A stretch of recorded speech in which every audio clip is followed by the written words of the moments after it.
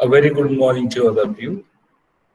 In this lecture, we shall talk about the origin of lyrical ballads with reference to Coleridge's views in chapter 14 of his Biographia Literaria. So you might be knowing that lyrical ballads were published in the year 1798, and later in 1800 the preface was added to the lyrical ballads. Now here in this particular chapter, chapter number 14 of Biographia Literaria, Coleridge refers to the origin of lyrical ballads. Wordsworth and Coleridge, suggested a series of poems that would be of two sorts in this particular collection of poetry. There will be two kinds of poems, types of poems. Series of poems that will be of two sorts, means they will deal with two aspects. The first type, the first subject matter would be the incidents and agents, which would be in part supernatural. Okay, so there will be poems covering incidents and agents, in part supernatural elements. Supernatural means, might be knowing, ghosts, then ancient palaces, etc. Kubla Khan, for example, Christabel, the run of ancient mariner. Okay, so in all these poems of Coleridge, we come across supernatural elements. By supernatural elements, we mean fairies, ghosts, okay, then haunted places, etc. So excellence aimed at in this part was to invest the affections by the dramatical truth of such emotions. These are human emotions, attraction for supernatural elements. So what was the aim behind dealing with such kind of incidents, such kind of subject matters? The aim was to invest the affections of readers by the dramatical truth of such emotions, and they would be accompanied by situations which were assumed to be real. So supernatural elements were dealt with. And as I mentioned earlier, in Coleridge's The Rime of the Ancient Mariner and Christabel, we come across the use of supernatural elements. And even Kubla Khan, if you have gone through Kubla Khan in your SYBA, so he refers to Kubla Khan, his palace and all. So even in the poem, The Nightingale, so there is a reference to some castle. So these are the supernatural elements that Coleridge dealt with. If you know the story of the Rime of the Ancient Mariner, in this particular ballad, like poem, the Ancient Mariner narrates the story of his suffering on board of the ship. And if you read the vivid description that the poet has given, you will realize that he has touched upon the incidents which appear to be supernatural. And the other aspect, other sort was, the subjects chosen from ordinary life. So Coleridge dealt with the supernatural element. There was a kind of agreement between Wordsworth and Coleridge. Coleridge dealt with supernatural, whereas Wordsworth dealt with the subjects chosen from ordinary life. By this, we understand that the characters and incidents which were found in every village around you.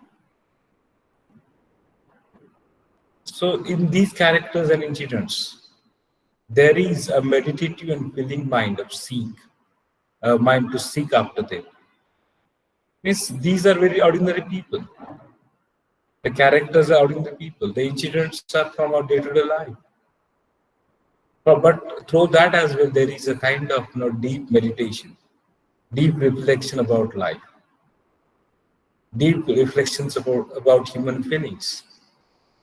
So romanticists gave importance to emotions rather than rationality. Unlike their earlier, what we call, unlike the earlier poets, unlike the neoclassicists. So these were the sort composed for the book by Wordsworth. So we come across the poems dealing with the incidents and agents which appear to be supernatural, and secondly, the incidents and characters from our day-to-day life. So this is how we understand the plan of lyrical ballads, how lyrical ballads was originated. So the excellence aimed at here means in dealing with ordinary life, not with supernatural, by Wordsworth, to imbue the charm of novelty, to give the charm of novelty, newness, to things of every day. Means you come across people who are very ordinary, the subject matters which are very ordinary, the incidents are very ordinary, but through the imagination, they give charm of novelty. So the aim was to excite a feeling analogous to the supernatural.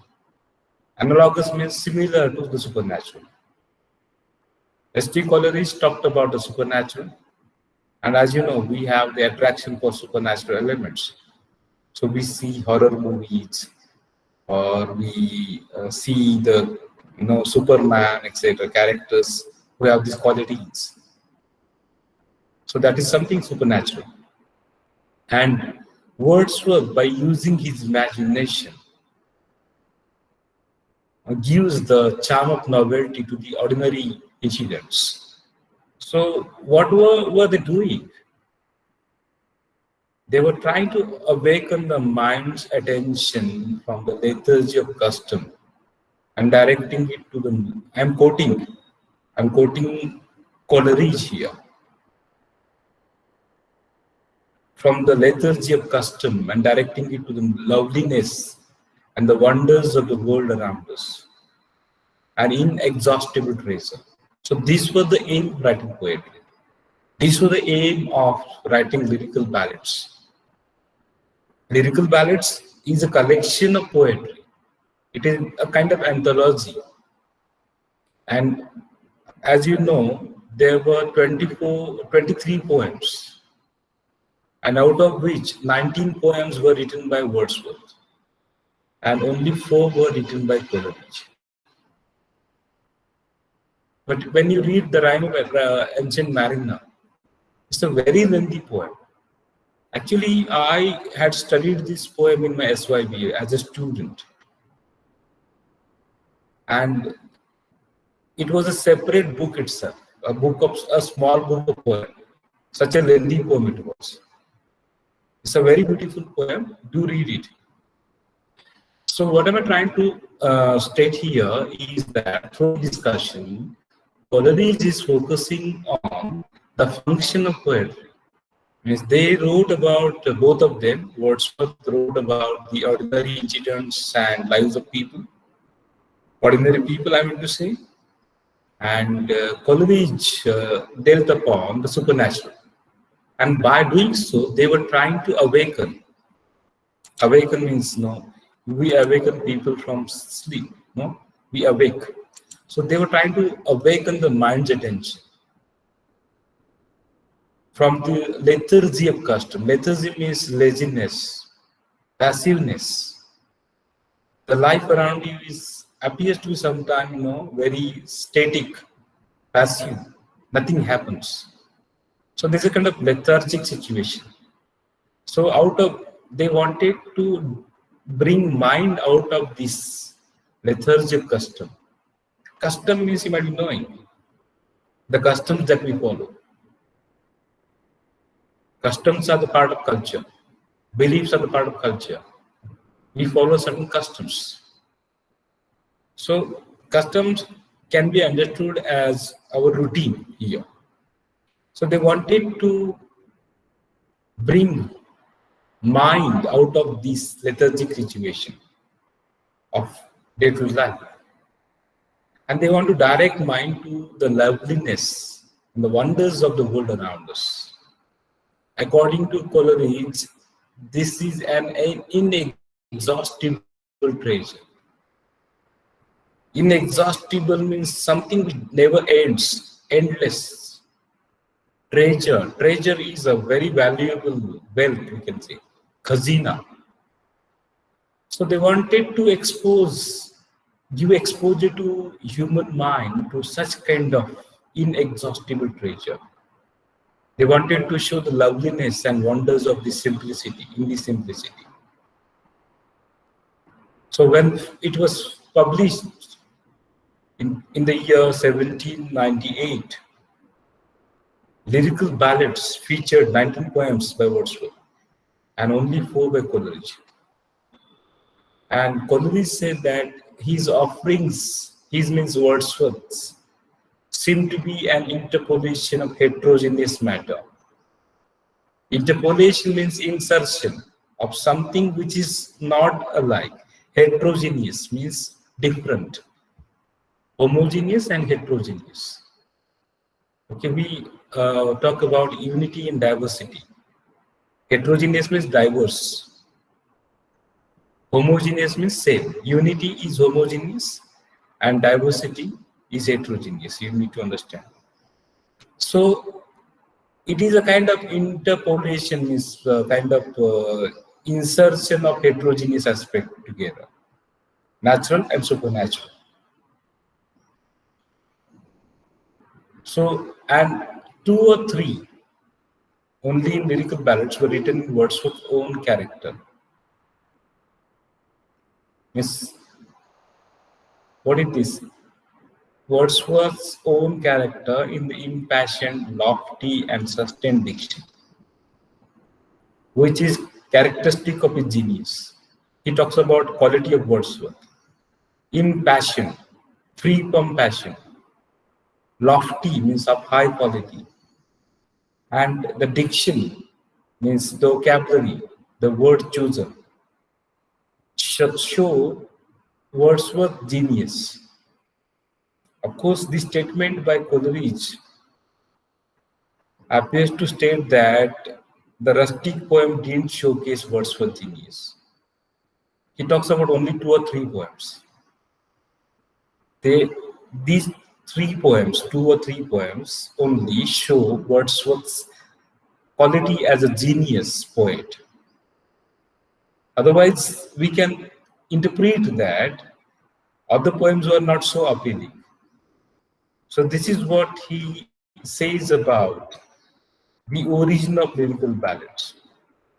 So we understand that lyrical ballads is a collection of poems, 23 poems initially in the year 1798, out of which 19 poems were written by Wordsworth and 4 by Coleridge. Coleridge dealt with the supernatural elements, and Wordsworth dealt with the ordinary natural elements. And the aim was to awaken mind's attention from the day-to-day routine to the loveliness and wonders of the world around us by using imagination. Okay, this is what we understand about the origin of lyrical ballads.